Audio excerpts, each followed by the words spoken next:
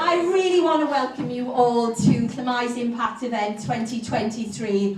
And it's so wonderful to be here together. It's amazing. 3 years behind a screen.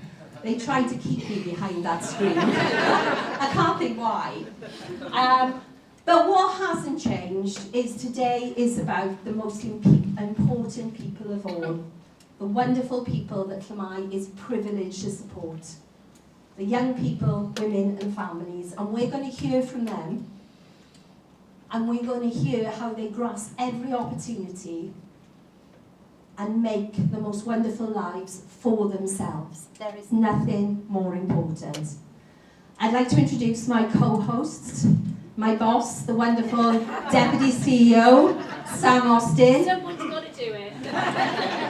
And even more importantly, Stephen. Stephen is a young person.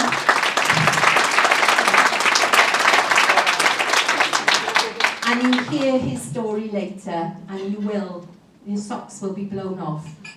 If you're tweeting, Instaing, whatever can you use hashtag Llamau event? Because we want to get a really strong and powerful message out there. With support, people can and do move on with their lives. And being homeless and being threatened with homelessness is not a sodden lifestyle choice.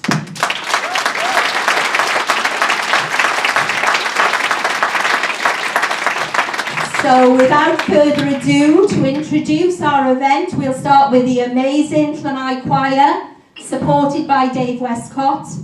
The Llamau Choir is made up of the people we support, colleagues and friends of Llamau. Everybody, the Llamau Choir!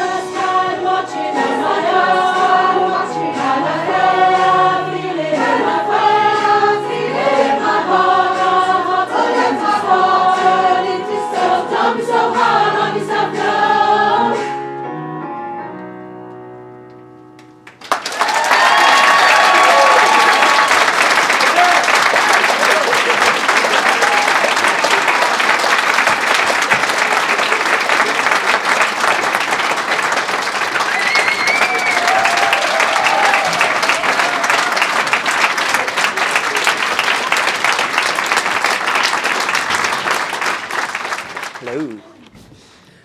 Good morning, everyone. I would like to extend a very warm welcome to you all, Llamau trustees, our speakers, stakeholders, partner agencies, supporters, and Llamau colleagues. But unashamedly, I warmly welcome, as Llamau always says, the most important people of all, the people Llamau works with. I know firsthand that Llamau put people first, at the heart of everything they do. Getting to people early, helping them before homelessness is even on the agenda as a key priority of Llamau.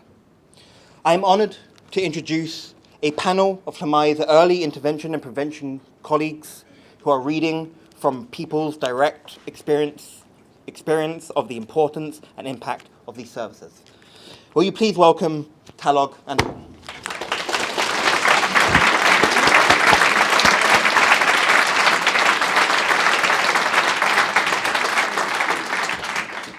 Hello, everybody. How am I supposed to follow the choir? That was awesome. Just wanted, I've got a bit of a privilege today.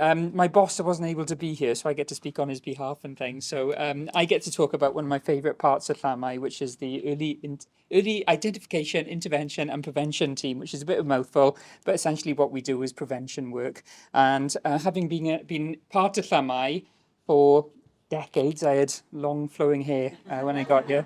Having been here for such a long time, I've had the privilege and luck of working with many service users and getting to know a lot of our service users quite well over the years. One of the statements, one of the things that sticks with me that comes up time and time again in working with our young people is the sense of how alone young people can feel whilst waiting in the waiting room of a housing department or homelessness department in the local authority. If, sitting there and you don't know where you're going to go, and unfortunately sometimes you have no family with you to support you through that process. That's the type of alone that none of us ever want to feel. And the strength and the resilience that it takes young people to go through that experience takes a toll. And that is why organisations like Llamau should and do everything they possibly can to reduce that number to zero. That's as far as I remember my speech, so I'm getting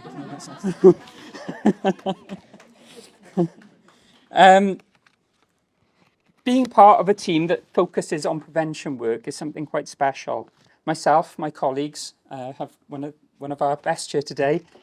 We know that every day that when we come to work to prevent somebody experiencing that feeling of sitting alone in a waiting room, waiting to find out what's going to happen to them. Because it doesn't matter if they've got their social worker, their teacher, their support worker with them, that young person knows that they are going home, but they are waiting to find out their fate, and that's something that we need to put an end to. We know early identification and prevention takes many forms in Llamau. There are so many experiences out there, so Llamau need to be ready for so many different eventualities. We know that early intervention and prevention needs to start sooner. That is why at the moment we're working in schools alongside teachers, alongside pupils and alongside families through projects like Upstream Cymru, where we are going out and actively seeking young people that might be kind of on the cusp of experiencing these things. Over the past couple of years, 96% of the young people supported by staff at Upstream Cymru have been able to remain either in their family home or continue to be supported in the homes of wider family. We know that Llamau is not a 9-to-5 job, and we know that youth homelessness doesn't affect young people 9 to 5, which is why we've got one of the only 24/7 helplines for young homeless people in Wales. We know that times are difficult for families out there at the moment, and we know that with those difficulties come relationship difficulties, and we know that services like the Family Mediation Service need to be there for those young people when they need it. I've lost my page. We know it's tough out there at the moment, and we know that Llamau will get tougher to meet those challenges. Last year, with mediation, almost 90% of the people that we supported through mediation were able to remain with family. or with wider family, again, reducing that amount of young people that need to go through that process of sitting in a waiting room. We're going to go through some case studies this morning just to let you know what those families have said about us. These are the words of families. I'll hand over to my colleague Paul now while I read up on my notes so I know what I'm talking about next.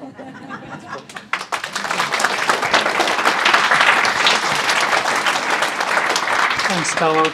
Thanks, Talog. I'm Paul Thomas, a family mediator who's working in Bridgend. Unlike Talog, I started a decade and a half ago with short hair, so I've now got the flowing hair. I've got it. So I'm just going to, if you bear with me just a few minutes, I'm going to read out 2 letters from some families, from some mums that wanted to give us feedback about family mediation. The first one actually involves a case that I was working on, and the second one is a case from a Cardiff team from Clara Bale, which and I think Talog's going to read out a third one. So I'll read them out exactly as they're written, if that's okay. So this is from a mum in Bridgend. We were first referred to Llamau in early 2023 by Early Help as a result of my 13-year-old going through a really tough time at school and in turn at home as well. At first, I was a little sceptical about family mediation, about what such a service would offer. I think there are misconceptions about mediation being a tool to force families or couples to be together. It very quickly became clear that I was quite ignorant about this. Not my words, she was. From the outset, Paul explained who and what Llamau do, his role in this and the types of help and support they would offer, while making us understand that any help or support and guidance would be unique to us and our situation. I was really impressed that Paul met with me as mum first to explain things and then set up an appointment with Fred and I. Every session has been scheduled to suit us. Paul always contacts me before to check that we are still comfortable to meet. I think this is excellent, as life with teenagers and younger children can be unpredictable. Each time we meet, the sessions are driven by and centred around Fred. Paul always remembers details about our family situation and things that Fred enjoys and doesn't enjoy, and really has helped my quiet, shy son to connect. I'm always surprised at how much we talk about and learn each time we meet. The sessions are always different, and I learn something about myself, Fred, and even other members of the family. The work is always appropriate to Fred. It's always carried out in a way that he enjoys, with a familiar pattern, while being different and challenging each time. Paul always gives us the opportunity to speak, never assumes, and is honest and open about our response to him and each other. I feel really lucky that I have been able to go through this with my son. It has undoubtedly brought us closer, without question, has helped us to talk, and we frequently refer to activities that we've undertaken with Paul, if we're having a bad day or even if Fred is feeling low. The way that Paul keeps us updated and why we cover certain topics and the plan or idea and what will happen next is really reassuring. After each session, Paul will check in and get feedback on how he felt and how the session went, and to check if we are okay. I can't stress enough how much progress Fred has made, and while I know this is down to my awesome son, it would not have been possible without the help, support and hard work that Llamau has offered us. I thoroughly recommend Llamau to any family, even if they think they don't need it. I'll just read one more. It's a case study. This is in relation to Clara Bale from the Cardiff unit, the Cardiff Family Mediation team. We found ourselves in need of your service, and around the start of the new year, after a massive period of communication breakdown and crisis, where I felt I could no longer cope with my son's behaviour within the household, and in particular being almost an adult with a child of his own and no interest in any sort of employment. Things looked very bleak for him. Despite family members securing him work, he would not bother to turn up, and I felt the only way forward was to ask him to leave the family home as we were no longer going to support him with food, money, etc., when he couldn't get out of bed in the morning and hold down any sort of employment. He preferred to stay awake all night on a computer and smoke weed. We met with Clara to discuss our biggest obstacles and concerns and agreed some ground rules for him to return home. Having the non-judgmental third party allowed myself and my son to speak openly about expectations and what support was available to discuss possible options. He met with a progression coach who offered support with his CV writing, etc., and was assigned a My Way Home support worker. His return home was successful, knowing that we would regularly review progress and stay on track. We found the sessions really helpful. Communicating in a neutral environment, Clara was very accommodating, going the extra mile to book us in for sessions on her non-working days. I feel that counselling would be useful for my son, but after already being on a waiting list for over a year, we weren't getting anywhere with working on himself or his behaviour, feelings and thoughts. But again, through the services you have provided, you have made this possible. To date, my son has secured employment and is learning and appreciating the value of money and being in a warm home with electricity, food and all else he previously took for granted. He is respecting our boundaries of smoking weed to only outdoors now, and I hope he gets a lot out of counselling, even if we had to go through all this to get there. I did worry that his attitude would change once Clara had discharged us from mediation, but it's reassuring that if he need be, he can reach out to her and support and receive support again. The staff as a whole were lovely and supportive. As a mother, it broke my heart to kick my son out, and being winter, I still wanted to know he was okay. Although professional although professionals did not disclose his whereabouts on the weekend he left, and we were really upset, it was made clear that I could still contact Clara and receive support if need be, which is very comforting to know there is still Llamau is still there if needed. And it's also said here, just an extra note for Clara, just to say that the young person has accessed Educate, My Way Home, and is now waiting for counselling with Llamau. The homelessness was prevented as soon as mediation has started. Thank you very much.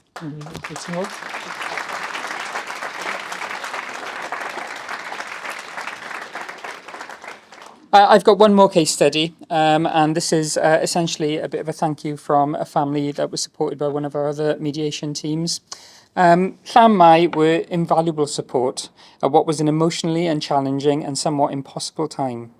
Our daughter was going through complex struggles, and it was extremely confusing and painful. Llamau's support was consistent. You were always available.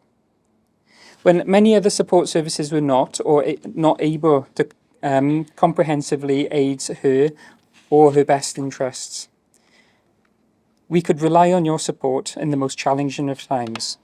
Our daughter still has many struggles. Our relationship is still very challenging, and progress is a rocky road. But Llamau never let us down, and despite her difficulties maintaining relationships and maintaining boundaries, even when they became challenging to your staff, you were consistent in your approach and always on hand. Many of you went above and beyond what was expected, and for that we will always be so very grateful. Your consistency was key to building trust. This allowed her to gain the confidence to make difficult decisions, which became a turning point for some positive change in her life. Even after she turned 18, you did not move her on, when many support services did. Without you all, she would never have successfully gained and kept accommodation. Without you all, and the combination of your specialist knowledge and skills, she would never have been able to break free and move past the dark times.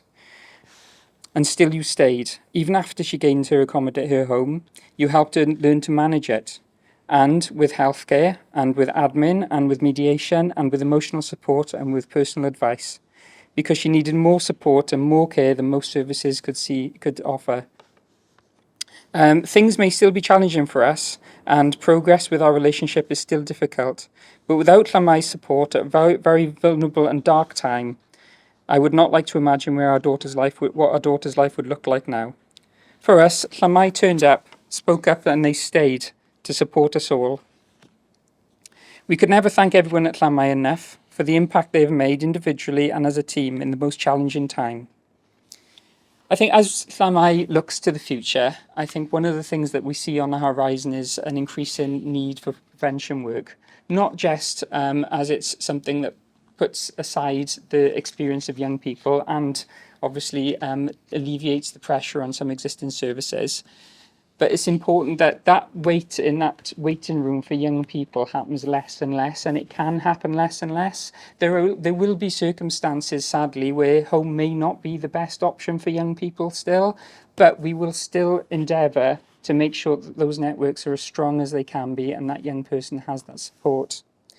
Our schools are now our teams are now working in schools through projects like Upstream Cymru, working alongside those pupils and those learning communities. So far, with Upstream Cymru, we've surveyed 4,500 young people to hear their voice, to find out what they're going through and help identify people at the earliest stages of risk and intervening then.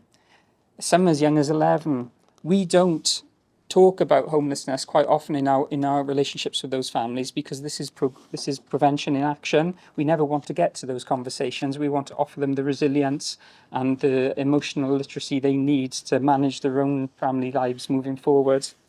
With projects such as Upstream Cymru, and with the helpline and with mediation and with emphasis and advice and advocacy and all the other things that we're doing in Llamau, we hope that each person we meet, each one is one less chair, one more vacant chair in a waiting room somewhere. And that's our goal, and that's what we'll keep aiming to. Okay, thanks.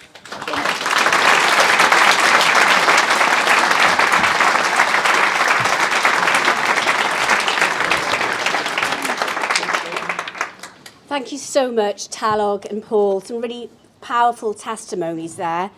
And for all our friends from our local authorities, a good money-saving way as well. Just bear that in mind.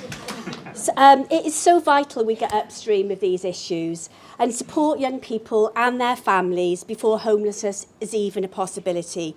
Because as I've said, it saves money and more importantly, it saves trauma. I'm going to go and talk on now about domestic abuse. This is the major cause of homelessness in women. In 2021 to 2022, over 1.5 million domestic abuse-related incidents were recorded by police across England and Wales. And I'm now going to ask two amazing young women to come and talk. I'd ask Ingrid to introduce Alison and Natalie, who are going to very bravely tell their story today. So please welcome them.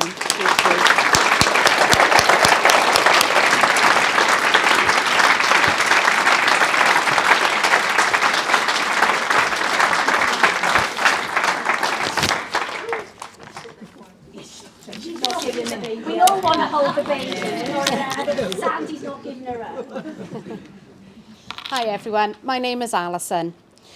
I wanted to be here today to share the impact that Llamau had on my life because I can honestly say if it wasn't for Llamau, I wouldn't be stood here in person today. And if it's all from the help that I received. So I left my ex-husband nearly 10 years ago and we had a daughter together who is now 17. We went into a women's refuge and she was 7 at the time due to the domestic abuse. I did have support at the time, but I can honestly say the support I've received recently is a lot better than what I had at the time then. During my 19 years of marriage, I suffered physical, sexual, psychological and financial abuse, as well as coercive control. As I said, I left that marriage, and that was nearly now 10 years ago. He continued to stalk me, still be abusive to me by phone, by email, any which way, used our daughter as a pawn. And he always found me wherever I moved to. I wouldn't even open my blinds in my living room or any of the rooms in the house. Back late October 2022, everything came back, something happened and all the memories and feelings came back from that time. He turned my daughter against me and she moved in with him and wouldn't talk to me, and then accused me of abusing her as well. And it was all his words coming out of her mouth. This traumatised me all over again. As I said, wouldn't open anything, wouldn't go out, open my curtains, wouldn't go out, and I became suicidal. My GP was fantastic, and she had referred me to the mental health team, which I have been and seen, and I've been referred for counselling, and I'm still to this day waiting for that counselling, and that was October 22. She realised I was not going to live long waiting for this support. She then referred me to Llamau, to the Iris support team. I had a call in January 23 from Tina, and from that day on, I can honestly say my life changed. She was my support worker, and she was absolutely fantastic. She ensured that I was safe, and that anything I had, any problems, that she would sort them out for me. As my daughter had gone to live with her dad, and it was all the control, and this defaulted our relationship, and I suffered greatly and couldn't understand or accept this. Tina then referred me for counselling and also to the mediation team. We had mediation, and I can honestly say it did help. It wasn't the outcome that we wanted, but it did help, to the way that my daughter will text now and again to me. Lorna was the support worker that I had from the mediation, and she was absolutely fantastic as well. And she helped to break down that barrier slightly. As I said, Tina referred me for counselling with Julie, and again, this really helped me. After 6 months with all the support, I am more positive and more confident, and if it wasn't for these guys, I wouldn't be stood here now, because I'd even done a pure cremation, planned my death, my funeral, the lot. I feel like I can finally now see the light at the end of the tunnel. I am being believed. I even realised that my whole relationship with my ex-husband was abusive all the way through, which I hadn't realised till I worked with Tina. I've also now looking after myself, as Tina and the other said, it's all about you. So I'm finding the old Alison, finding myself, to the point that I've booked a cruise, and I'm going a Caribbean cruise in December.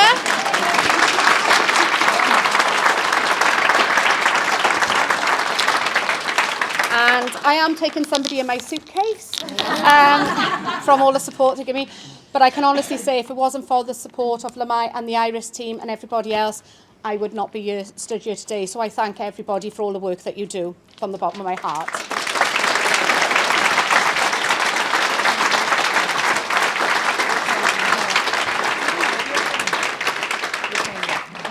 You're fine. My name is Natalie. I wanted to share my story because I am still fighting for my children, and I am fighting with the support of Llamau and my flying start support worker. At 16, I found myself in a relationship that at first seemed like any other. However, it wasn't long before the true colours of my partner emerged, and what started as a connection quickly turned into a nightmare. I was vulnerable from the recent losses of my mother and brother. He saw that and took full advantage. He began to abuse me in every conceivable way, mentally, physically, emotionally, and financially. The weight of grief made me more susceptible to his manipulation, and the situation took a dark turn. When I finally mustered the strength to leave, he started threatening me. He vowed to destroy me and take my children away from my care. In a desperate attempt to regain control of my life, I broke up with him and moved out. It was a small victory, but the abuse didn't stop. It merely transformed into new insidious forms. He left me and our children alone for a while, only to reappear when he discovered I had gone on a date. What followed was a relentless campaign to strip me of my children. During a private court battle while I was pregnant, he falsely accused me of harming my youngest. This led to the unthinkable. My children were taken away, and he manipulated them into lying, emotionally abusing me through them. The professionals initially believed his stories, despite police reports stating otherwise. However, over time, with the unwavering support from my flying start worker, the truth began to surface. I was eventually believed. While I stand in a better place now, the scars remain and the journey is far from over. As I strive for a better future, I hold on to the hope of having my children back in my care come December. His intent was clear to ruin me, and for a moment it seemed like he might succeed. I stand here today a testament to the strength that comes from a mother's love. The fight continues, fueled by the support from Llamau. Today we will overcome, together we will overcome, and my children will find their way back to the love and security they deserve. Thank you for listening.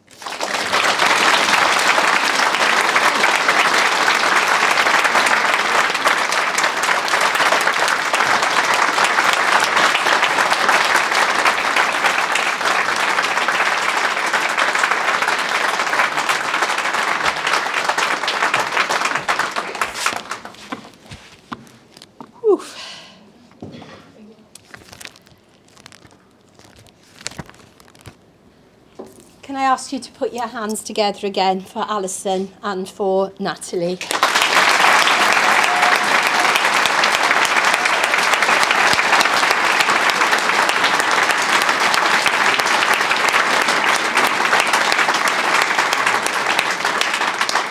Such honesty, such bravery.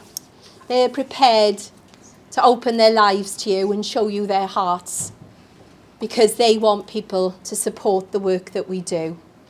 And I'd like to put a hand together for their amazing support workers, for Sandy and for Tina.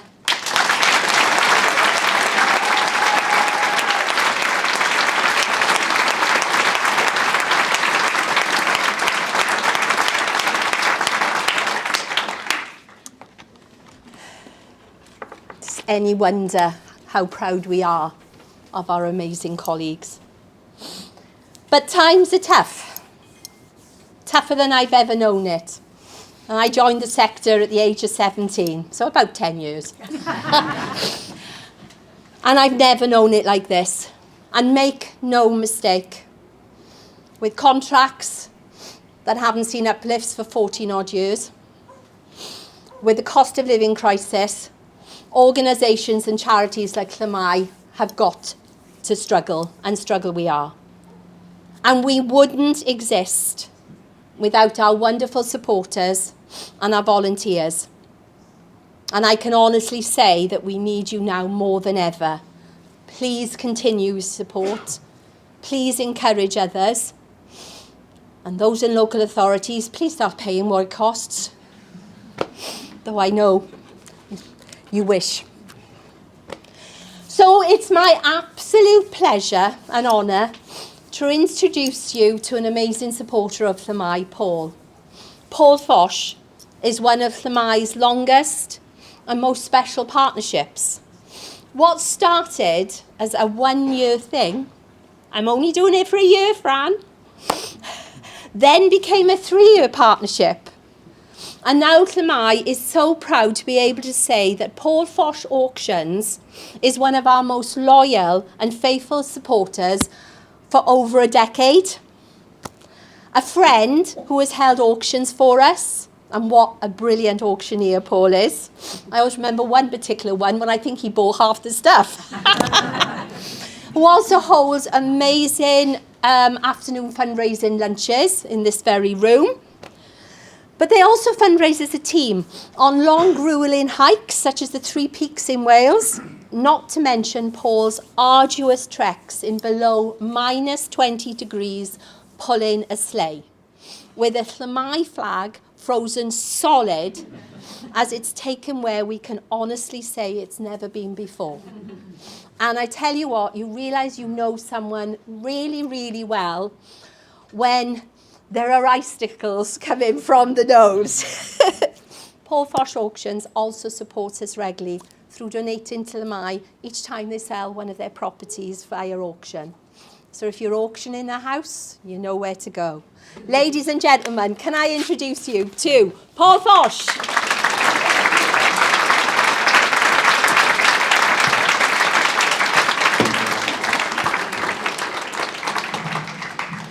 Thank you, Francis. I am honoured to have been asked to speak today.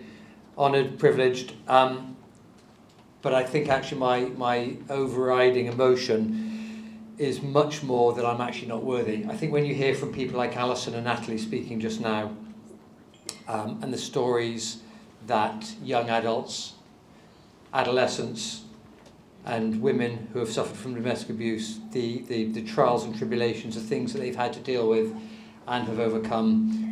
I absolutely take my hat off to you all, and I think it's incredible what you guys have overcome, what you've dealt with, so fair bloody play to you. I think the little bits and pieces I've done pale into insignificance in comparison. I'd like to take the opportunity though to talk to you about how we work with Llamau, but before I do, I want to touch on the subject of philanthropy. Philanthropy, whether corporate or individual, is very big, as many of you will know in the USA.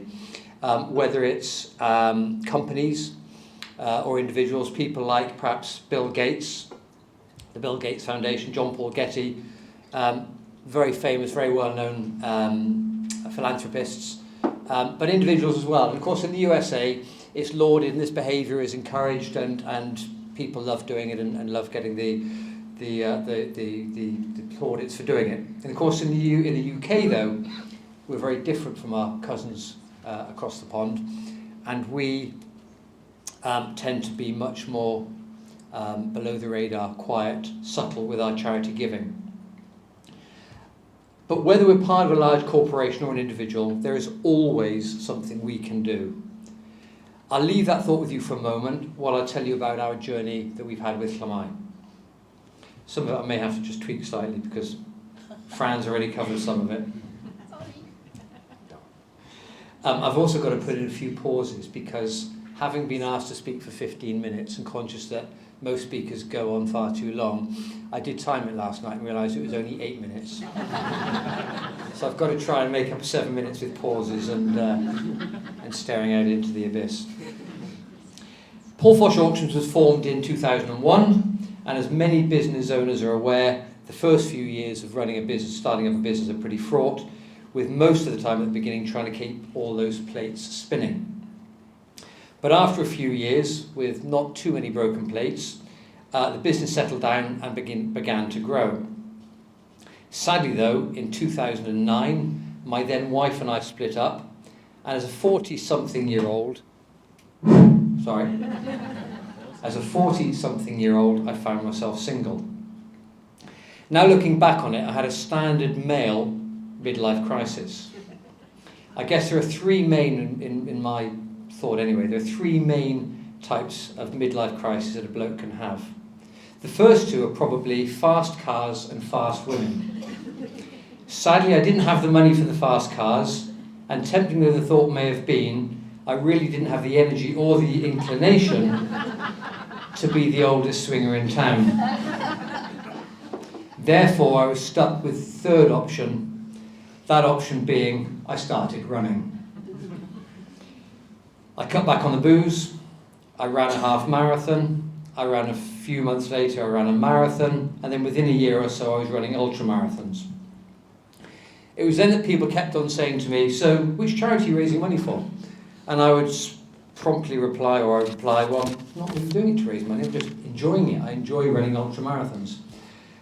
That response always seemed to elicit very weird reactions in people and raised eyebrows and people even stepping away from me. He does it for the fun of it.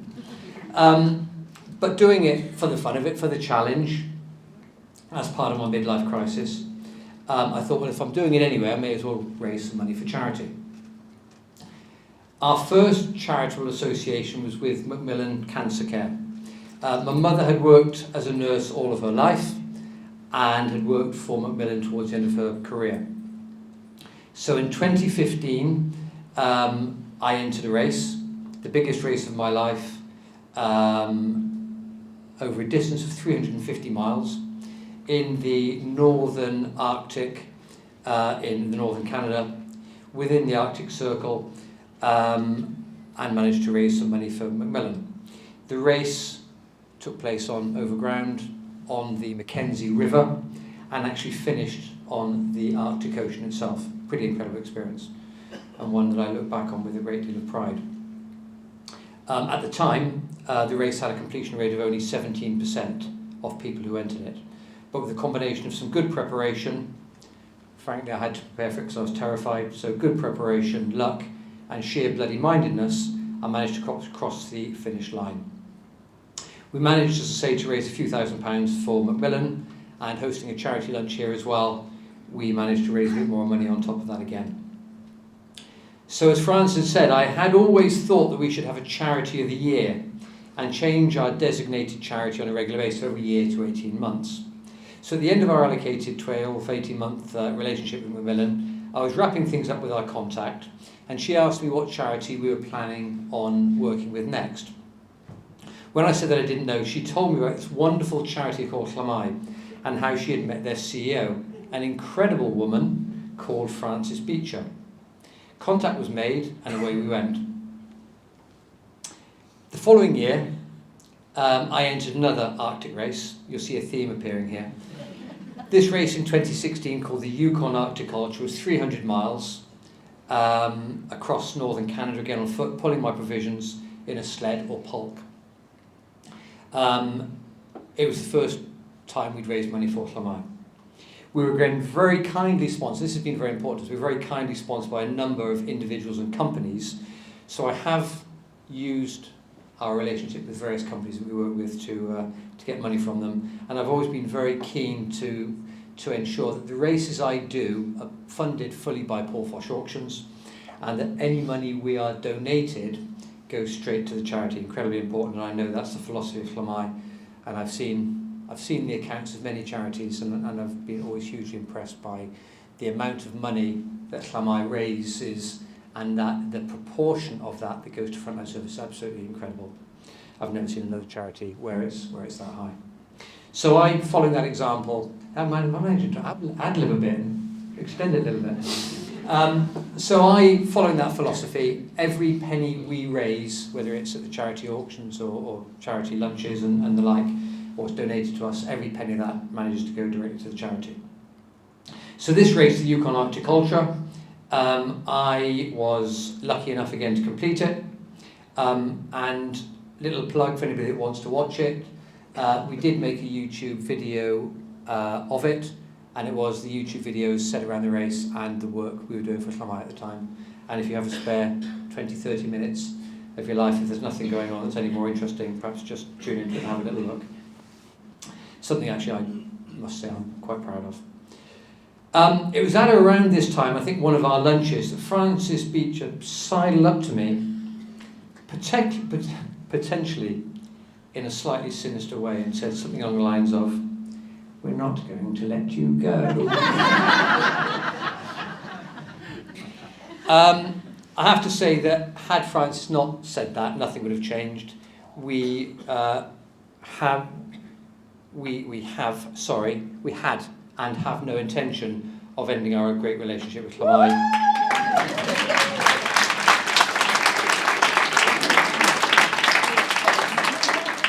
All of that said, and joking aside, she can be pretty scary.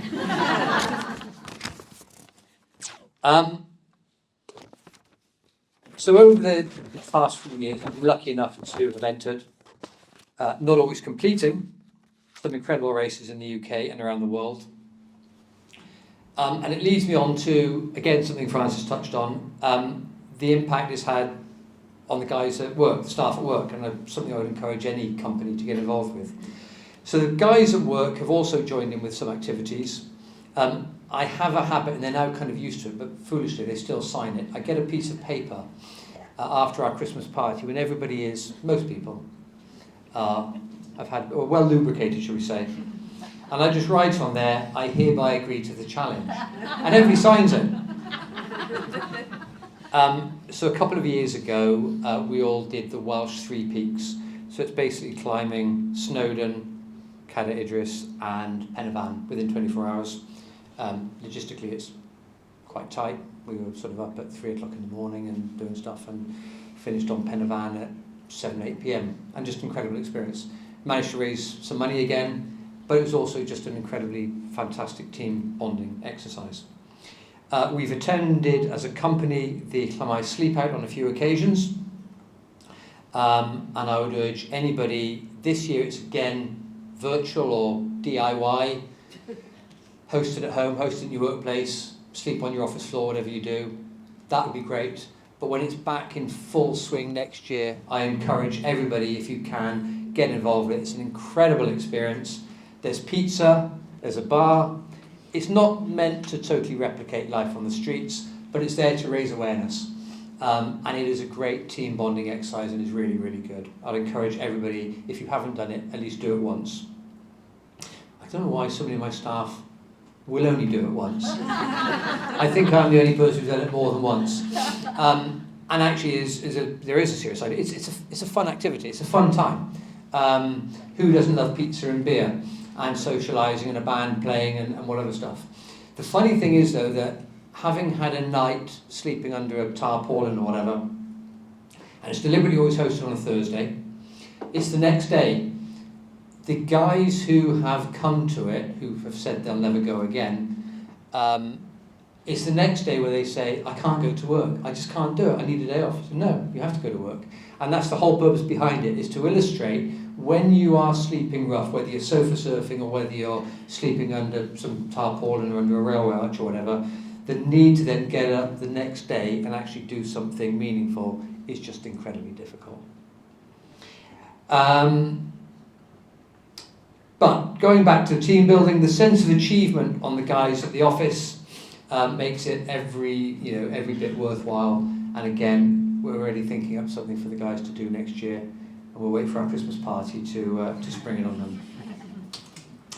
So we've got some more team challenges to look forward to, certainly some more lunches to come here, and as I'm not quite over the hill yet, there will be another trip to Swedish Arctic next March, and I absolutely have the philosophy, you've got to do it while you can, haven't you? Because one day I won't be able to do it, so I'm going to keep doing it as long as I possibly can.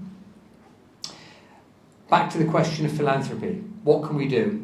Like so many things in life, a big difference can be made by some very wealthy people, or alternatively, by the actions of a great many ordinary people like you and me. For example, a couple of years ago, Paul Fosh Auctions committed to making a small donation to Llamau for every property we sold at auction. A simple action, but when multiplied by 500 to 600 sales per year, it can become a very noticeable effect and amount. So back to where I started, it's all too busy in these times, in these tough times, to find a reason why we can't support a worthwhile cause. But if everybody here, whether you're an individual, an employee, company executive, a partner in a company or business owner, were to commit to a small regular donation, the benefits to a charity like Llamau would be absolutely phenomenal. Thank you, Francis and team, for allowing me to say a few words today, and thank you, Llamau. Please keep up your incredible work.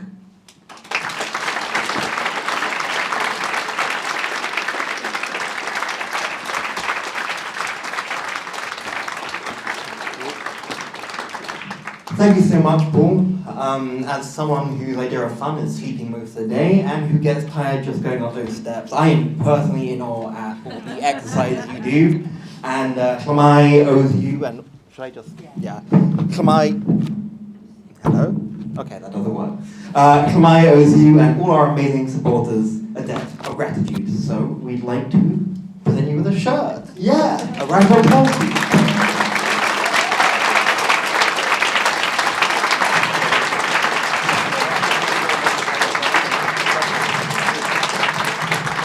What he doesn't know is that means he has to join choir as well. You have It's now everything. So, having somewhere safe to call home is so important. So please welcome Alistair and Angel, who are going to be talking about a young person's experience on their behalf.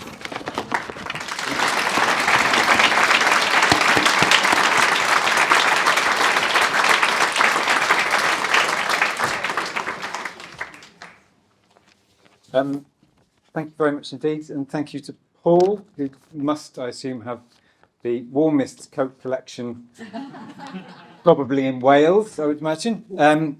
My name's Alistair, and I'm really humbled and privileged to stand before you today. I'm responsible for our accommodation services here in Cardiff, and Angel, who is here with me today, is one of our young people. Angel has been with us for about a year, and she has very kindly, very bravely written her story about her journey. in her life, and she has asked me if I would be kind enough to read it on her behalf today. So obviously I'm very humbled to do that. So she's written that, and she's also written a poem as well. So I will be reading that after I've read this story. But thank you very much, Angel, and for letting me read this on your behalf. So these are Angel's words. Leaving my family home was a difficult and often frightening time.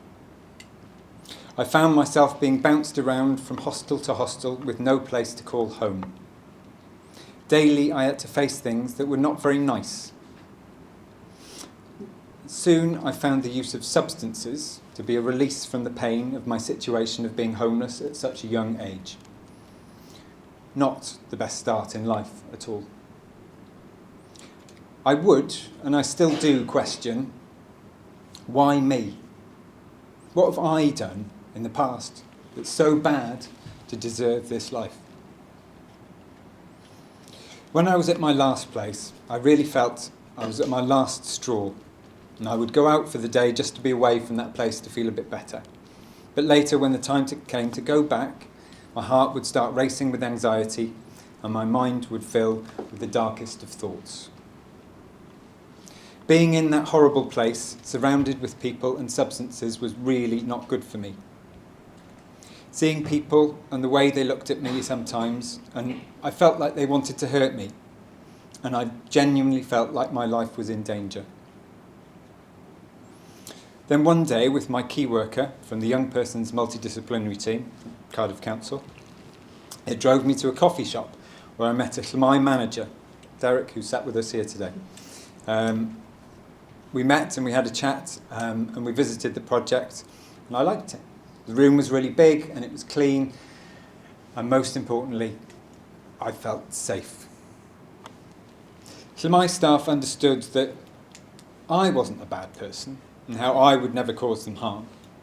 They gave me the second chance I needed to prove who the real me is. I'm just a young, independent individual who has suffered in her own ways. I have felt vulnerable, lonely, used, got stolen from. I've lost money. My life was under threat. Llamau and like-minded people saved me. They allowed me to be a resident in their project, allowing me to be me again, to feel safe and to call a place home. Over cups of tea and activities with staff, they always reassure me that I am safe and I do have value. Even at my lowest, and if I feel lonely, I know I'm never truly alone. At the end of every traumatic or non-exciting adventure, there will be Llamau staff and staff from other agencies who will support you for you and your weird and wonderful ways, in the ways that others didn't want to approve. So my future aspirations are to one day support young people like me who need someone to listen to from their point of understanding. Thank you, Angel.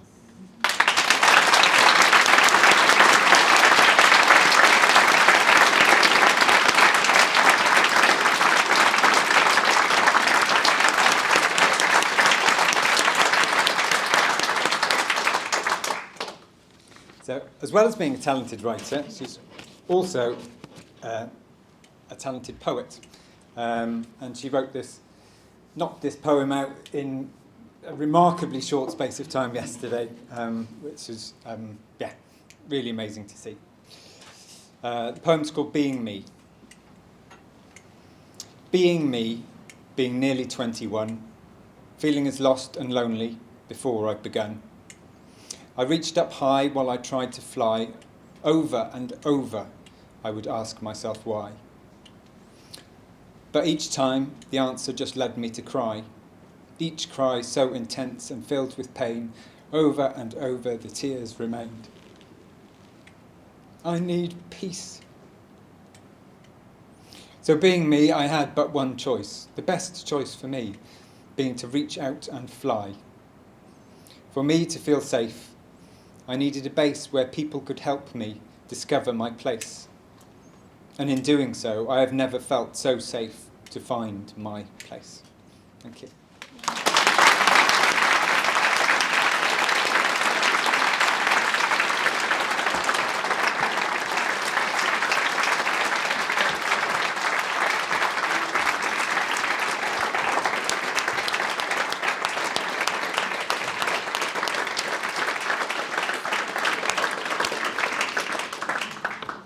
Wow, I've had the privilege of meeting Angel a few times, and I can see, I know the real Angel. She is so talented, so eloquent, and has an amazing future ahead of her. And I'd like to thank her for taking the time to write what she's just written, to thank Derek for being that person in the cafe, and Alistair, you read it out beautifully. So can we just say thank you again?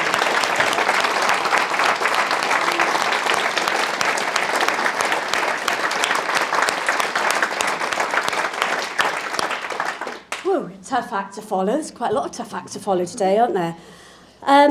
Okay, evidence-based practice is something really close to Llamau. It's one of our values. Where we learn is one of our values, and it's central to our approach here at Llamau.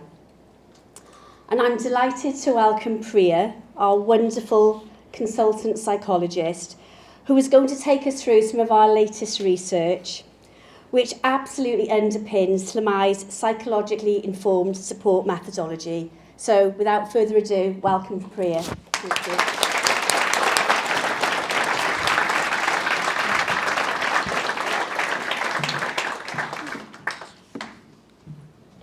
Hello everyone.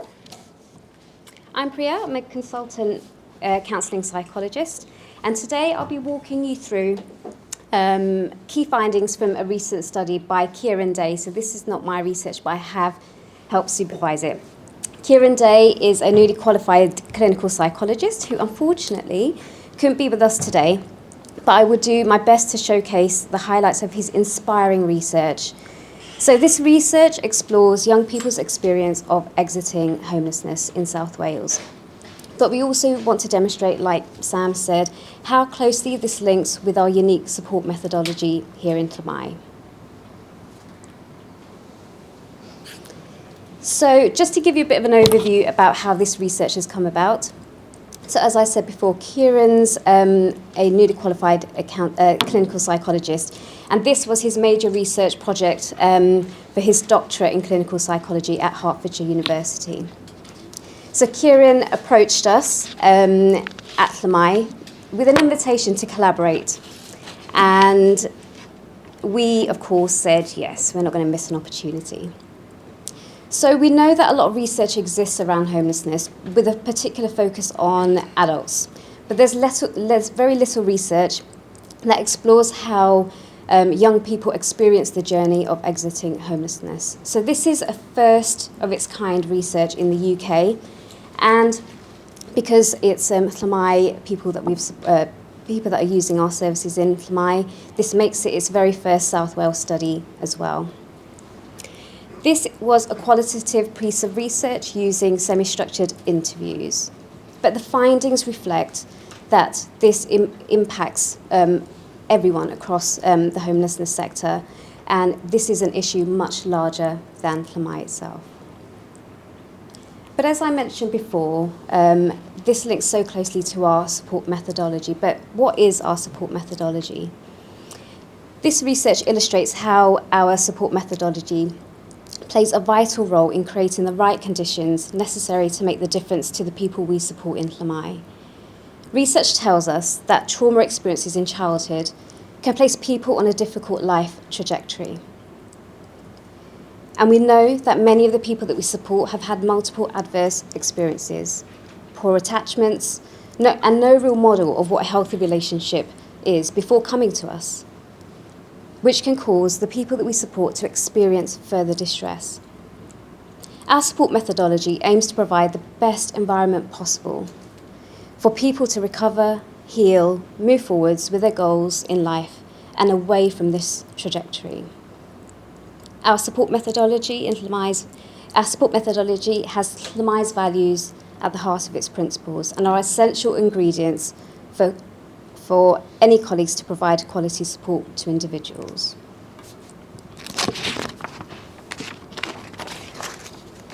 We focus on 5 key areas in our support methodology. Creating safety. Safety and trust are the foundations of any positive interaction. Both are created through providing welcoming, safe environments and allowing experience of trusting, positive and empathic relationships. Our second stage, making sense together, involves building upon good relationships collaboratively and working with individuals to understand their past and current experiences and linking these with their current wishes and desires and feelings to move forward. Developing skills. This third stage is really important as part of growth and creates many opportunities. Learning skills can increase confidence, self-esteem, self-belief, and motivation to take further steps. The fourth stage, new experiences. The person is increasingly becoming independent of our support at this phase and is seeking new experiences and challenges around them, internally and externally. And finally, moving on. This is the last phase. This is the time where a person moves on to the next part of their lives, whatever that may be. So moving on to the research. Here is a table of, a summary of a table where you have master group themes and then sub-themes. As you can see that there are 4 main themes here. The hardship of homelessness and the perilous task of exiting, the importance of people, how I survived, and it's on me to change. I will go through each of these themes and talk you through a few quotes, but I won't read them all out, so please do read them at your leisure.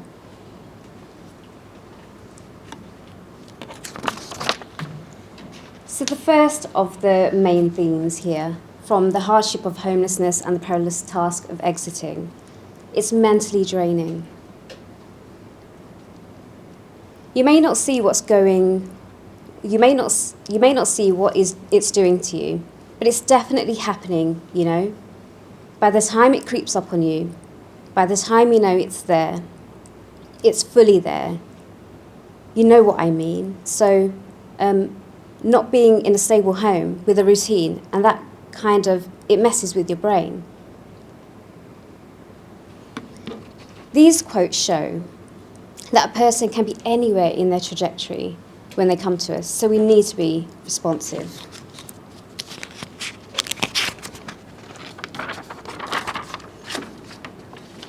The second of these themes, living with financial insecurity. I think the hardest thing for people, especially who have come out of homelessness, is money, is work, is doing that on your own. That is what I find the hardest, I think. We can see here that the young people have lacked financial security and are living in survival mode, unsure of what the next day will bring.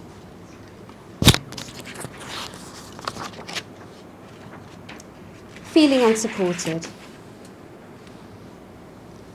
9 times out of 10, you're waiting anywhere from 2 to 6 weeks for that help to come. Sorry. There we go. So sorry, everyone. 9 times out of 10, you're waiting anywhere from 2 to 6 weeks for that help to come. And by then, you've either had to deal with the problems on your own or you're crumbling under the pressure of it. The quotes here illustrate that not all services are able to provide the necessary and trauma-informed approach, or in a time frame that's helpful, which can make the challenge of exiting homelessness so much harder.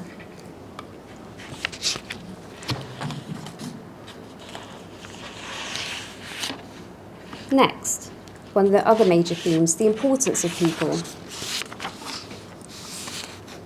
And one of the themes here is being listened to without judgment. I do matter.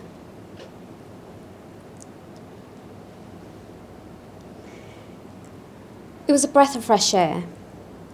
they didn't, they didn't judge me, and like they would have like an actual conversation with me. It wasn't just being my support worker.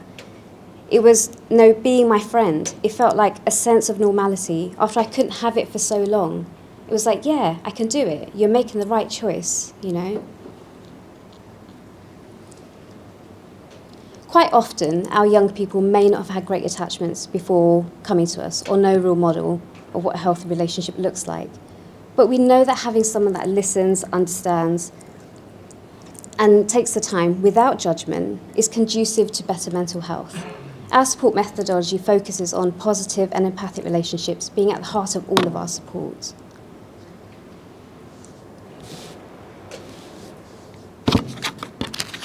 Lots of slides. Okay. Again, with the importance of people, consistency matters. She was like another mother that wasn't related to me, but I found comfort in her. She was literally there every step of the way, and she never left my side. Consistency matters. This shows that consistency is key in building trust and safety in supportive relationships, and necessary in order to take any leaps, not only to survive, but to thrive, to exit homelessness.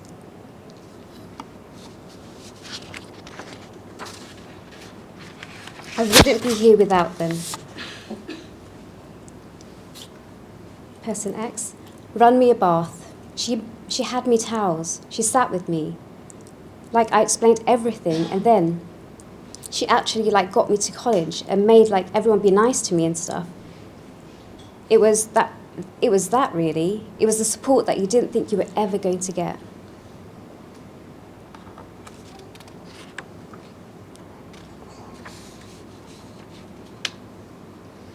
The next theme here, how I survived by coping creatively. I said, even if you hit rock bottom, there's still positives. And just that there's light at the end of the tunnel, and I just got through the hostel stage, always telling myself that there's better days to come. Because let me tell you, after you've been in a hostel, it's the hardest thing you can ever do. But as long as you believe in yourself, as long as you've got a little bit of hope, you can always carry on.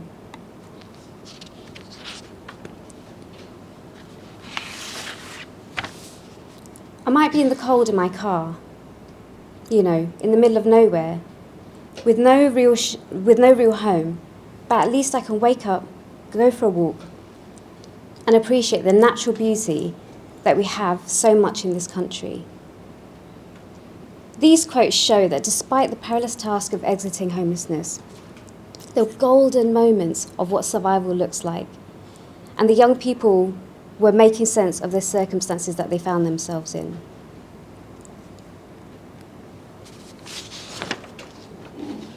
You have to do it for yourself. For me, getting out of there was the only way was to do it myself. Here, the young people learned that in order to survive, they needed to dig deep within themselves and take a giant leap of faith once they felt safe and able to do so. This closely links with our support methodology. Step 2, making sense, and understanding that the reality of what they're facing. And step 3, developing skills, accepting that they are in the driving seat of their survival and recovery.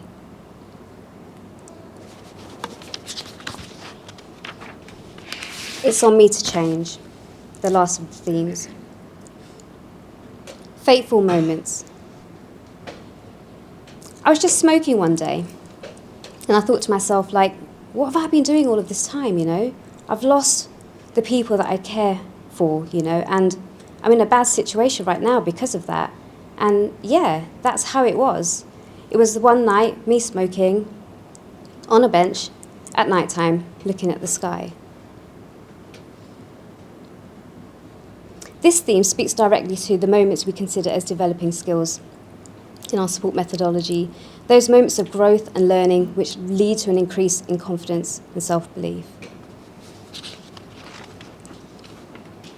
I'm a completely different person now. I think pain changes people, but I don't let the pain from that change that change make me into a bad person. I let it change me into being a good person. I didn't let the bitterness or whatever destroy my life. I kind of found myself. I don't think about fighting anymore. I don't care about that. I don't care about material stuff. What I care about is my happiness, my family's happiness, and what I can do to progress.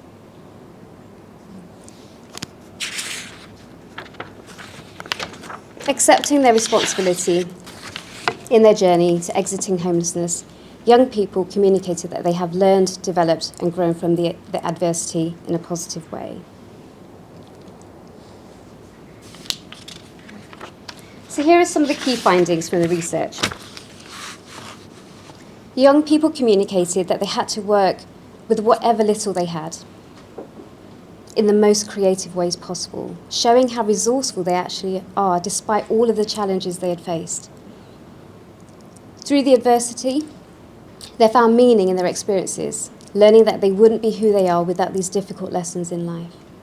They were grateful for the people that they had in their lives supporting them, and the people they were striving to be better for and for themselves, but also a sense of being internally proud of how far they had come. And finally, young people in this research have experienced a psychological change that's been positive and transformative. The adversity, though incredibly traumatic, has allowed for a sense of being able to understand oneself, others, and the people around them, which has helped them flourish and thrive, which is known in psychology as post-traumatic growth. So we can see that our unique support methodology, underpinned by our values, is pivotal in being able to help young people exit homelessness. And this wouldn't be possible without the hard work and dedication of all of our colleagues working on the front line, operationally and non-operationally, to help the people that we support on their journey every day. Thank you for listening.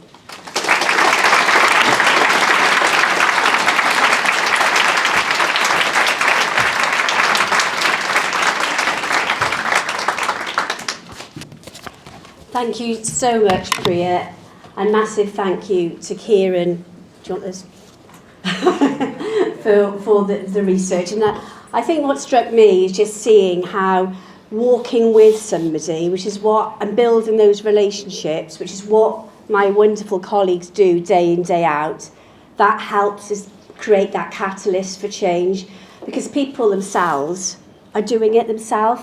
They just need somebody to believe in them. Okay, I'm going to talk about education now.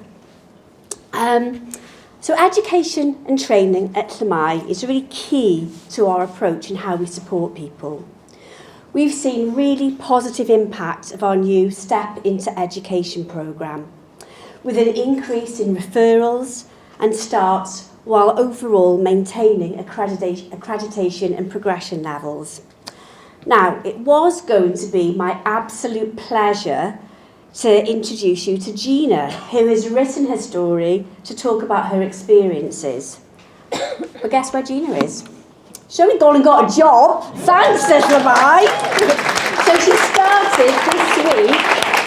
She can't take any time off yet. So I am going to ask Mark, who is our Assistant Director for Education at Llamau and Involvement Engagement, to come and tell her story. Thank you, Mark.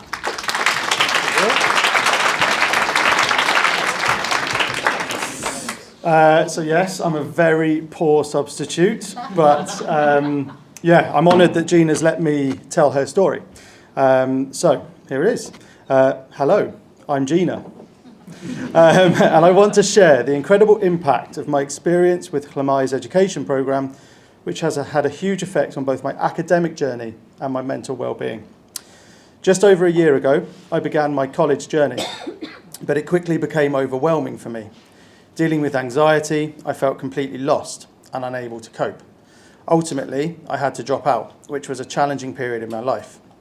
I struggled to get out of bed, felt utterly directionless, and it seemed like I had hit rock bottom. Llamau stepped in and provided the structure I desperately needed. I knew I had to catch the bus at 9 a.m. I had a clear schedule for the day, including breaks. In this structured environment, I discovered my strengths, particularly my passion for writing essays, which boosted my confidence. Llamau didn't just offer structure, they also challenged me and guided me.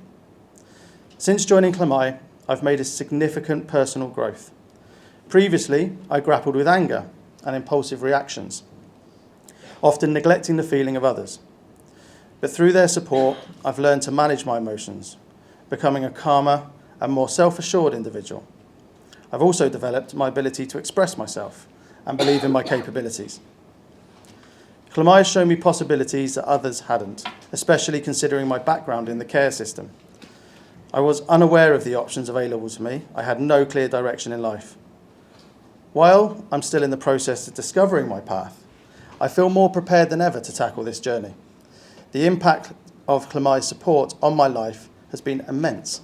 It's transformed me in numerous positive ways.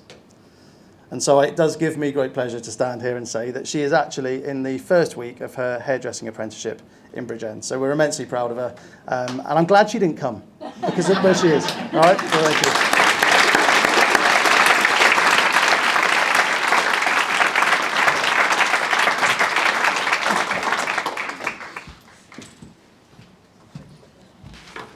So thank you so much to Gina, and we're all delighted she's not here, are we not? And Mark, you weren't a poor substitute. Well done. So I'm now delighted to welcome our co-host, Stephen, to the stage to share his experiences. I have to say, I will never forget Stephen as the incredible host to Llamau's and Mess Up the Messes interactive experience, Lost Voices. Was it not truly amazing? Ladies and gentlemen, our co-host, Stephen.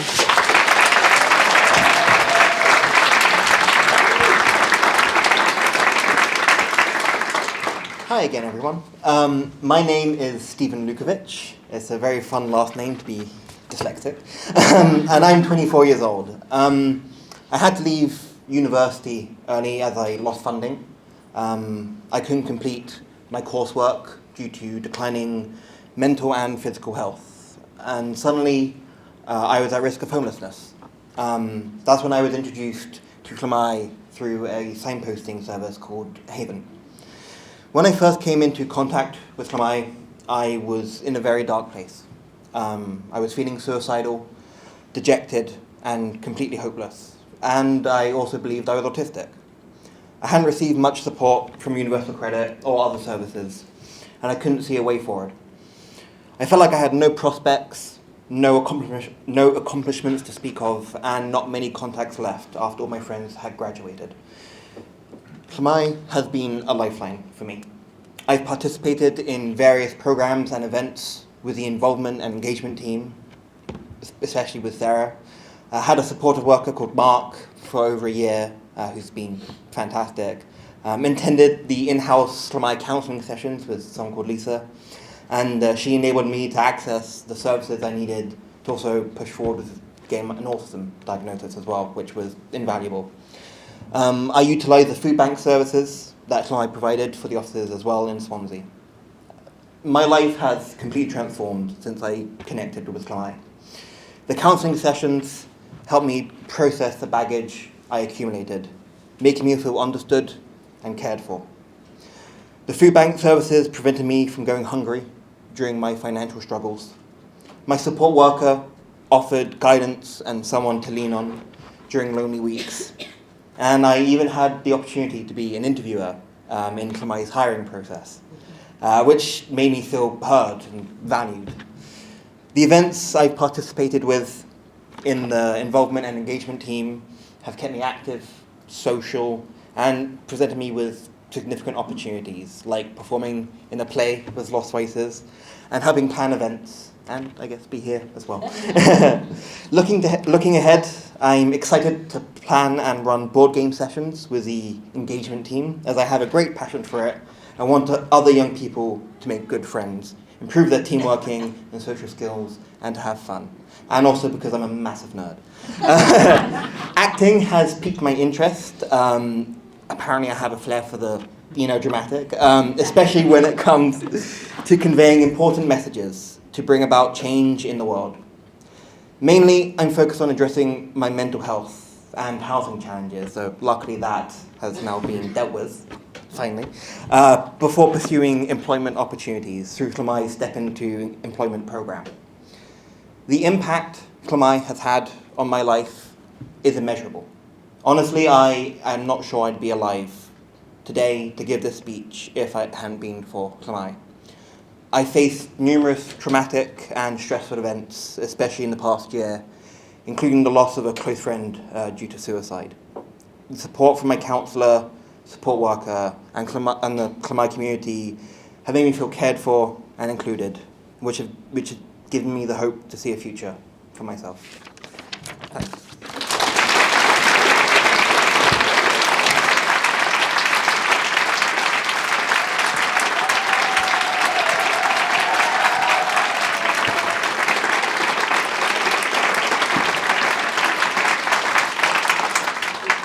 And again.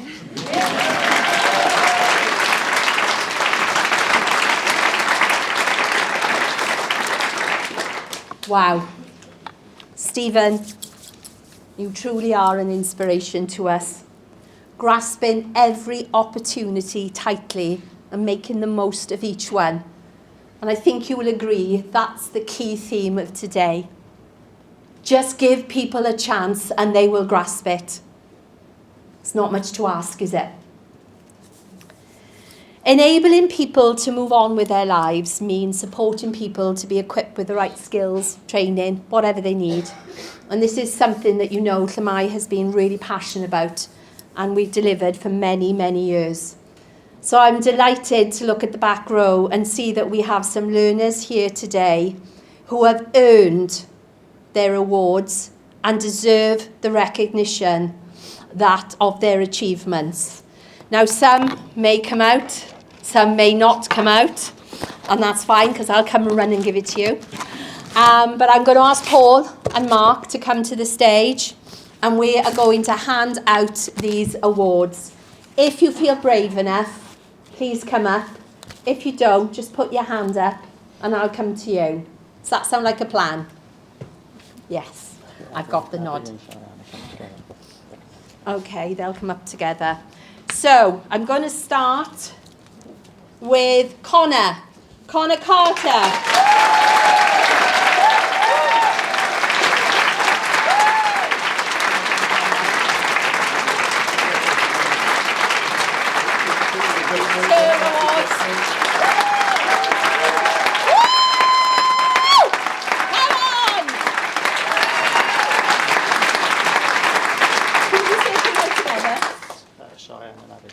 Right, okay. So we got, and I should have said, 3 awards here: Health and Safety, Parish Trust, Substance Misuse Awareness, and it's Casey Lee Holder.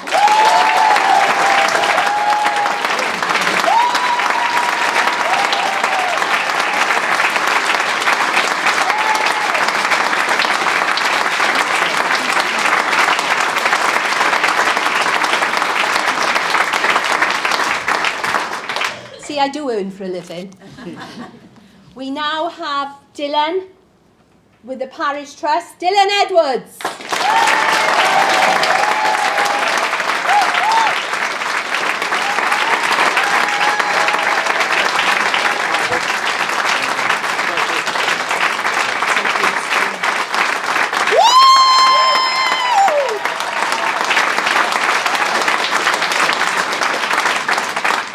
Got 2 more amazing learners, Abby and Cheyenne, who are going to come together. So, woo!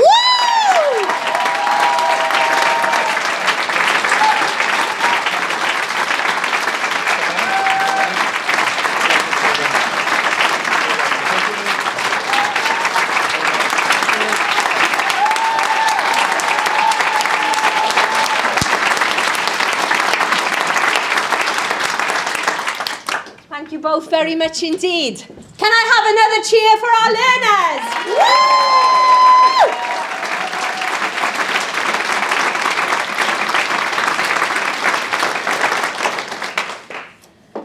I think you will agree that the bravery of people today, opening their hearts and telling you the true impact of situations beyond other people's control has had on people, I don't think there's anything braver. I know for a fact I would never have the guts to do what you have all done. So can we please put our hands together and thank our amazing experts by experience today.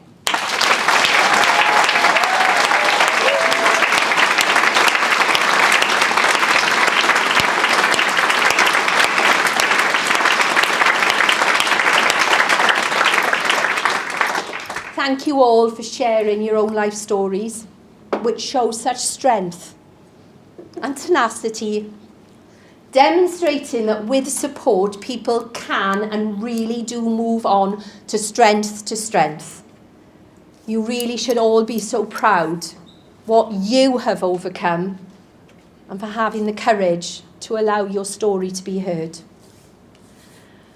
I'm now delighted to hand over to the real boss of Llamau, our Deputy CEO, Sam Austin, to introduce our 2023 Impact Report. Sam.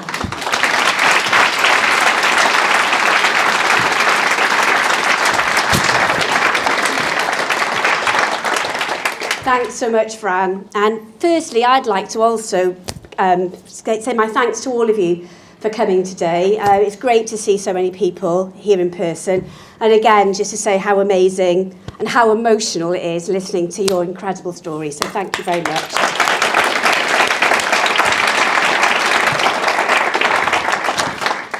Right.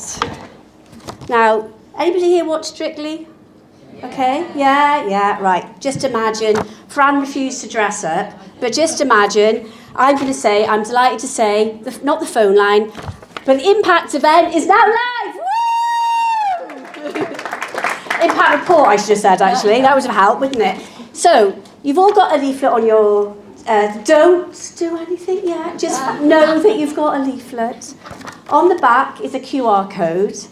And you just click onto the QR code and it'll take you to our Impact Report 2023.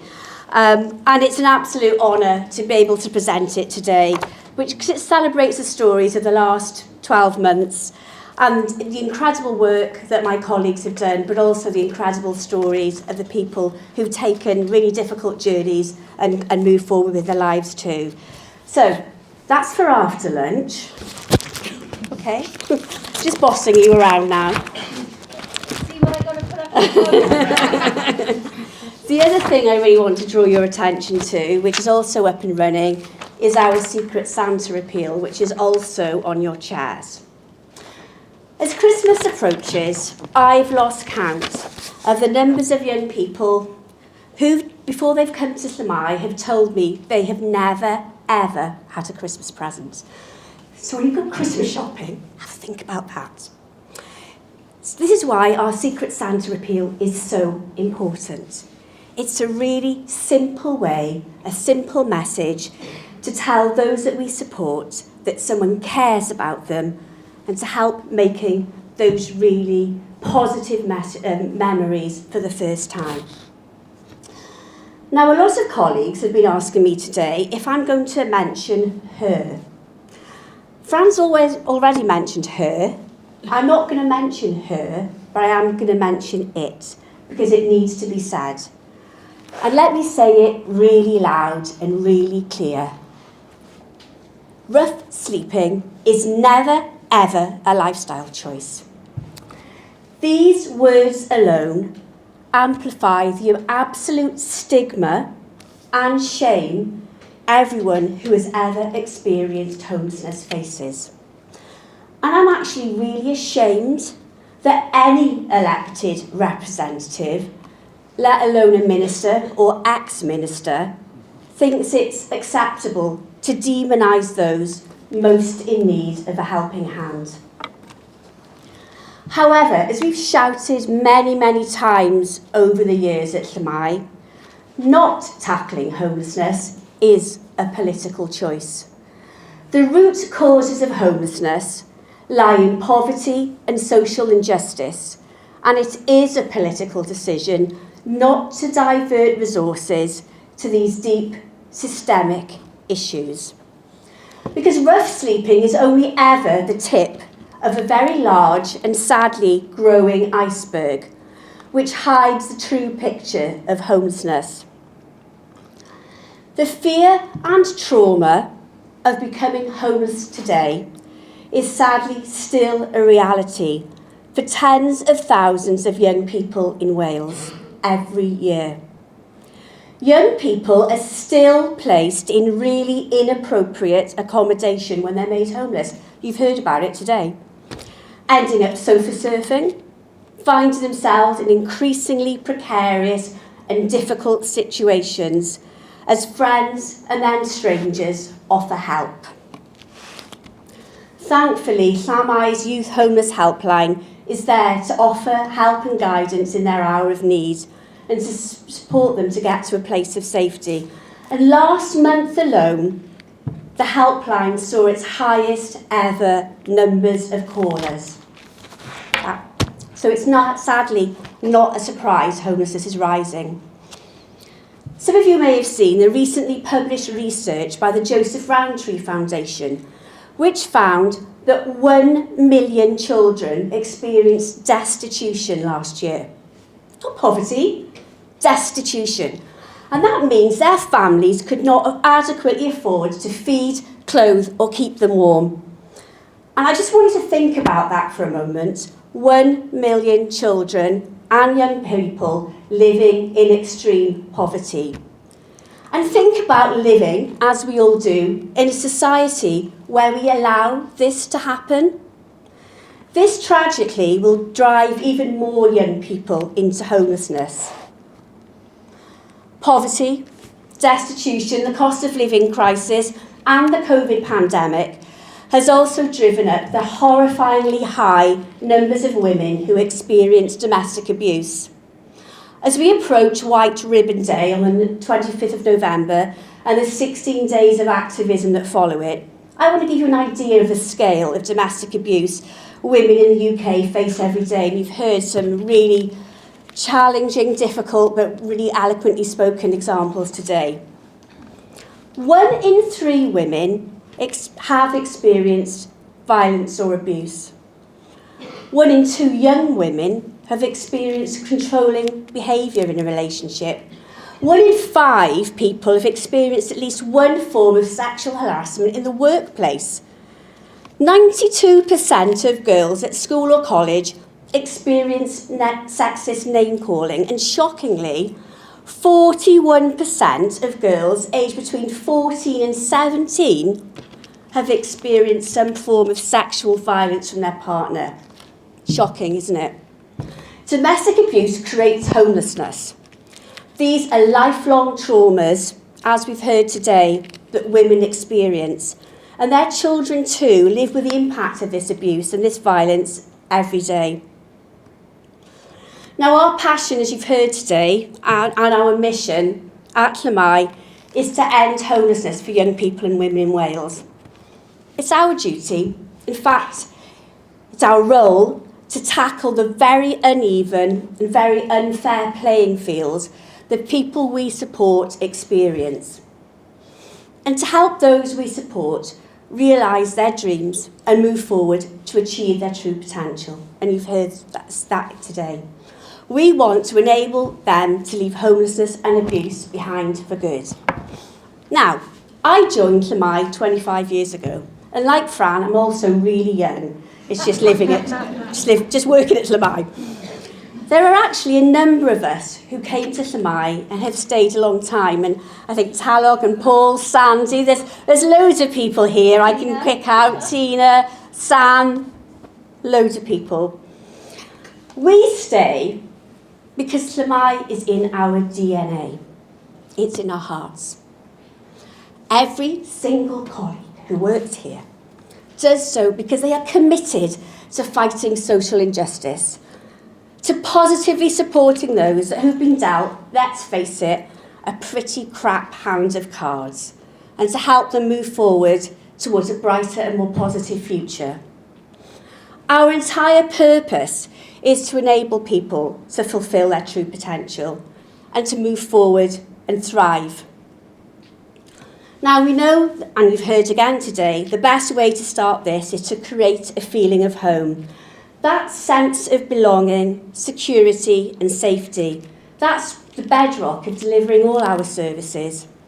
And you've heard today, better than I can ever say, the impact of that work on the lives of the people that we do doing exactly that.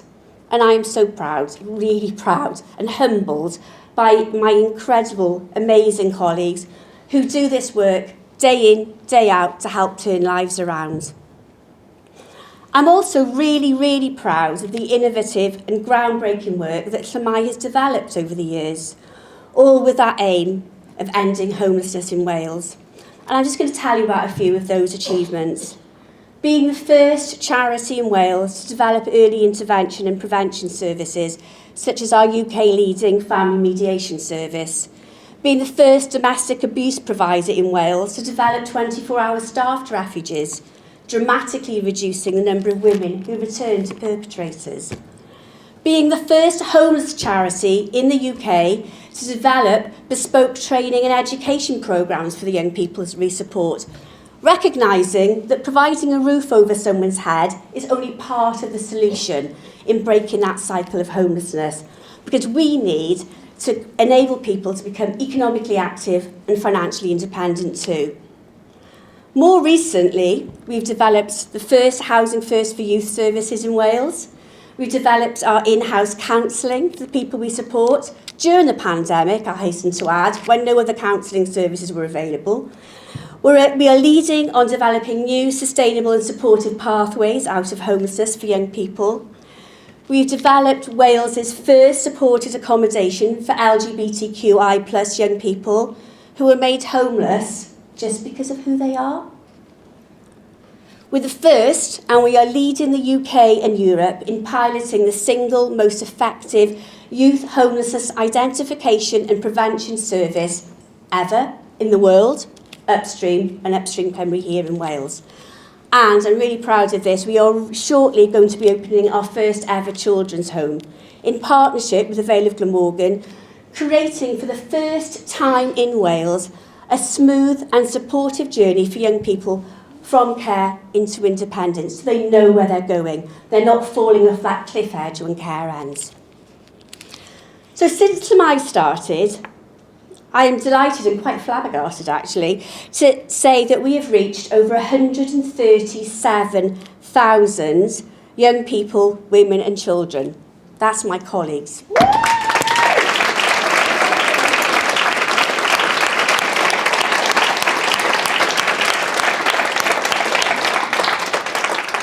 And I'm so proud of this work and my colleagues' ongoing passion, tenacity, dedication and determination.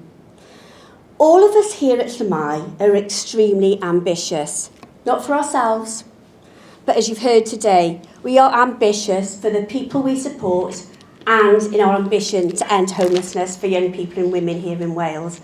And it's that ambition, that determination, and it's that integrity that's kept Llamau at the forefront of best practice, not just here in Wales, not just in the UK, but across Europe and wider.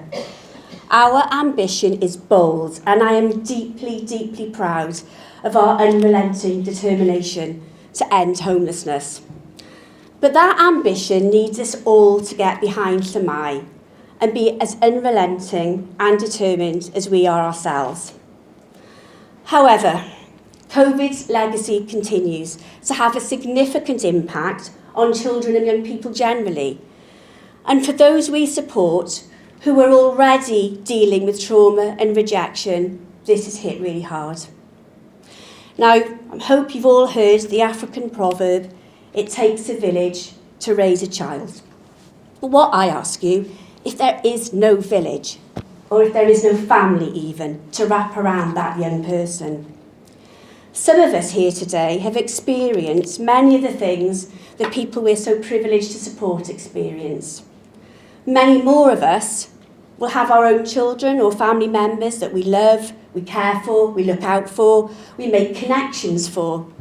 If they're struggling, we're there to help them. But for those people we support, they're on their own. You've heard it today.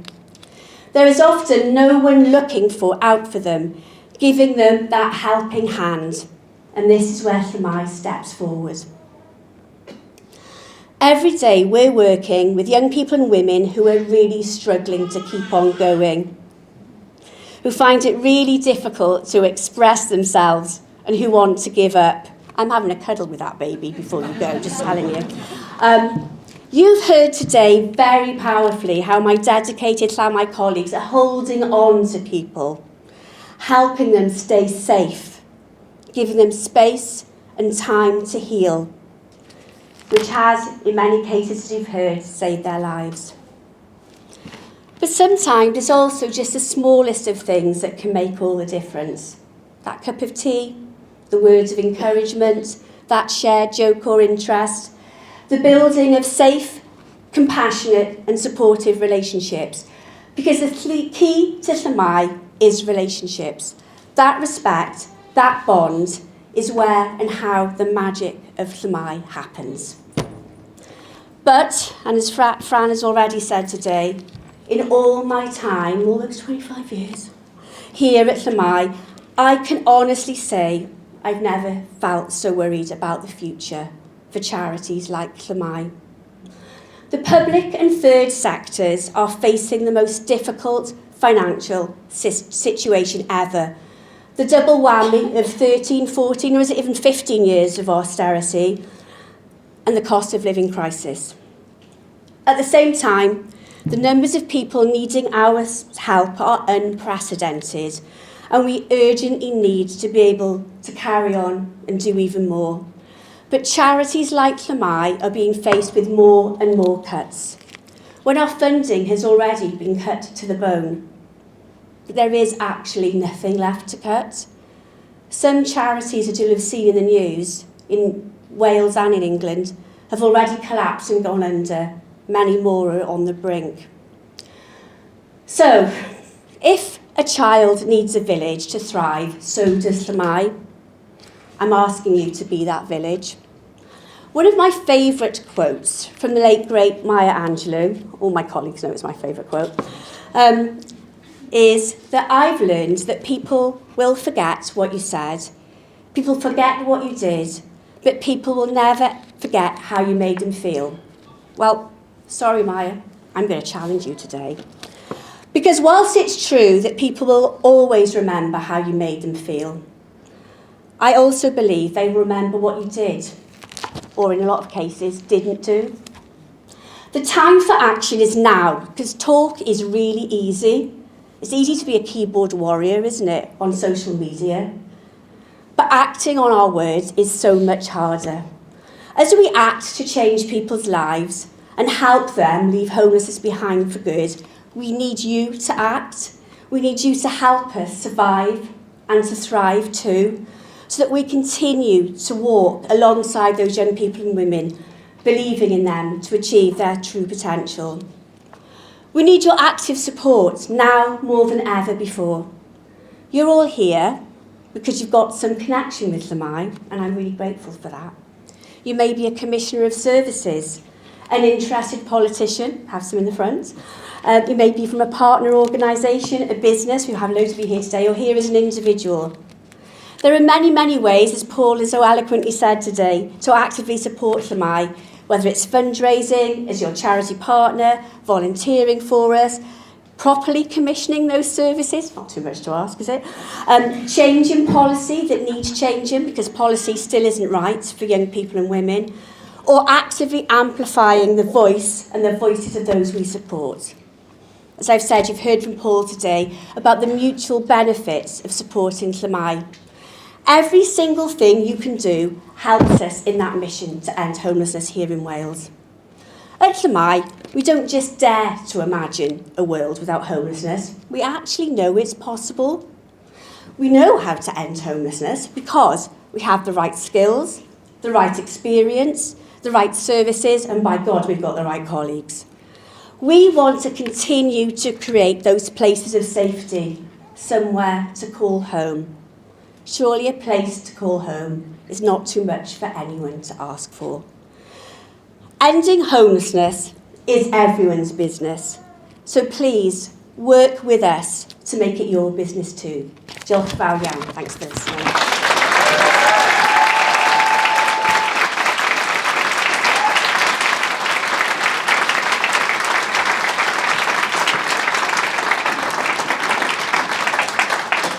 And again.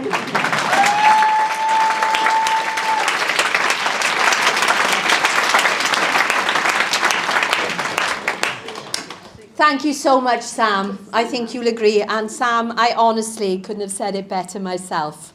So, to finish this event, please will you welcome the Llamau Choir. Woo!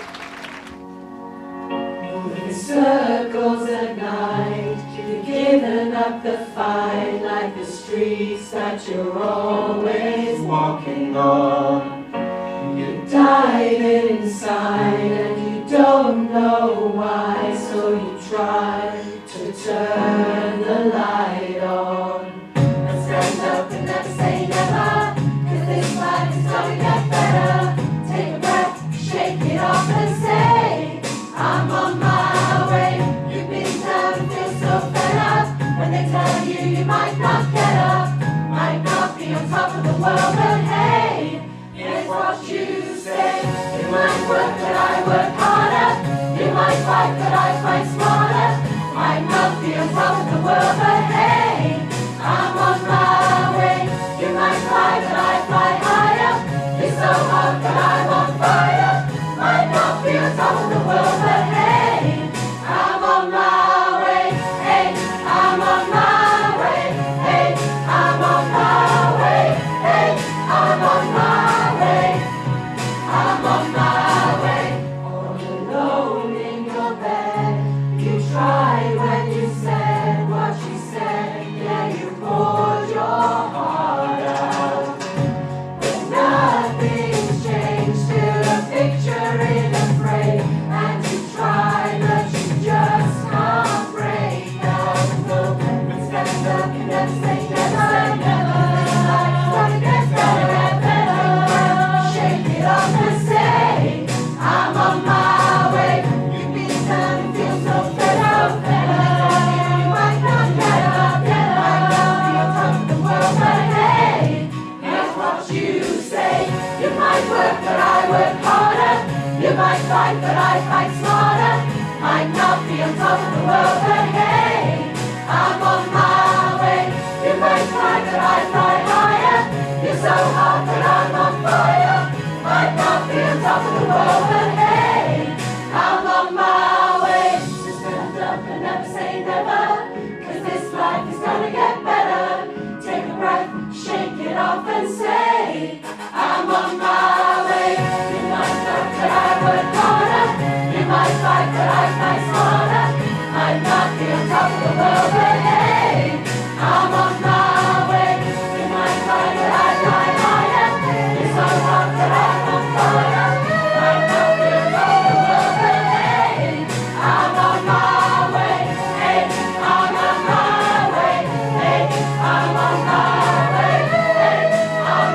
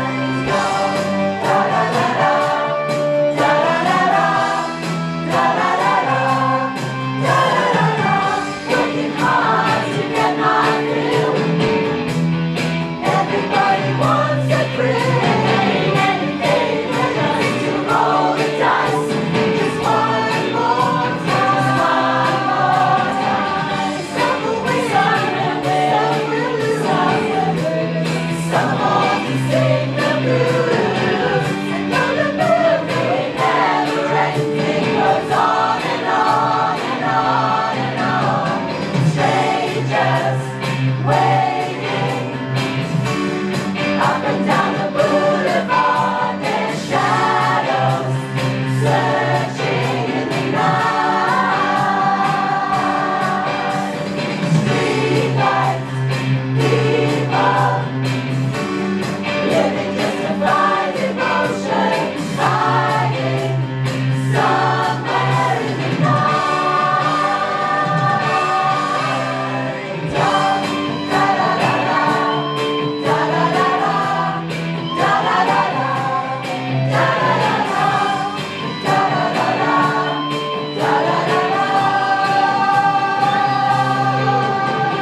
don't stop believing. Hold on to that feeling. Streetlights, people. Don't stop believing. Hold on to that feeling. Streetlights, people.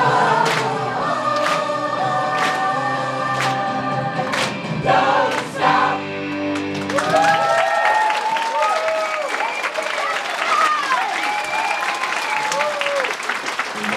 Thank you to each of our contributors, and thank you to everyone for coming. Please join us next for lunch. And after lunch, we'll be holding our AGM, so anyone wishing to attend is very welcome. Please continue to support our work, and please get the message out there. With support, people really do move on with their lives.